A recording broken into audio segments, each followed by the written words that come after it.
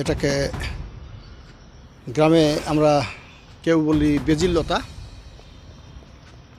কেউ বলি জার্মান লতা।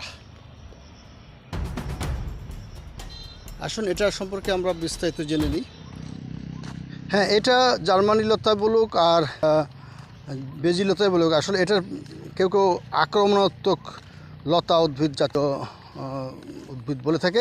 অঞ্চলভেদে এটিকে কেউ কেউ রিফিউজি লতাও বলে থাকে। আসলে শুনি আমরা এর বৈজ্ঞানিক নামটা কি। বৈজ্ঞানিক হচ্ছে মিকানিয়া মিকান্থা, আর এর পরিবার হচ্ছে অ্যাস্টারেসি।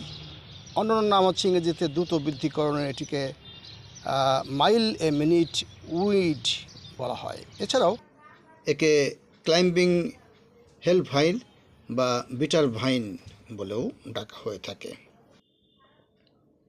এই লতাটির আদি নিবাস মূলত গ্রীষ্মমণ্ডলীয় মধ্য ও দক্ষিণ আমেরিকা, যেমন ব্রাজিল, ভেনেজুয়েলা ইত্যাদি।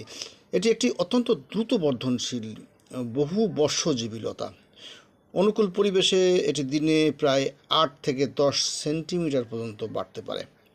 তার মানে এই দ্রুত বর্ধনশীল লতা, যাকে আমরা যেখানে সেখানে দেখি দেশের, এগুলো কিন্তু বাইরে থেকে আমাদের দেশে এসেছে। দক্ষিণ আমেরিকা, ব্রাজিল, ভেনেজুয়েলা, এটা তো বললামই।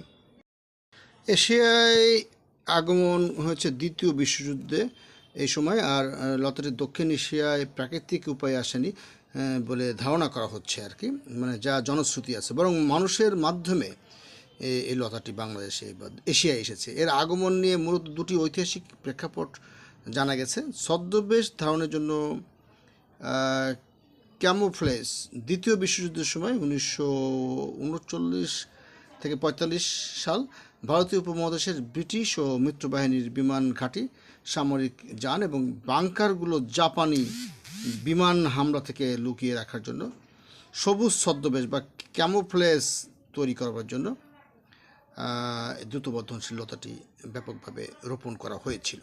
এটা ইতিহাস থেকে আর কি যতটুকু জানা যায়। তবে বিকল্প মতবাদ আছে। অনেকে ধারণা করেন যে দ্বিতীয় বিশ্বযুদ্ধের সময় খচ্চর ও ঘোড়ার খাবারের জন্য ঘাস খড় সাথে এই বীজ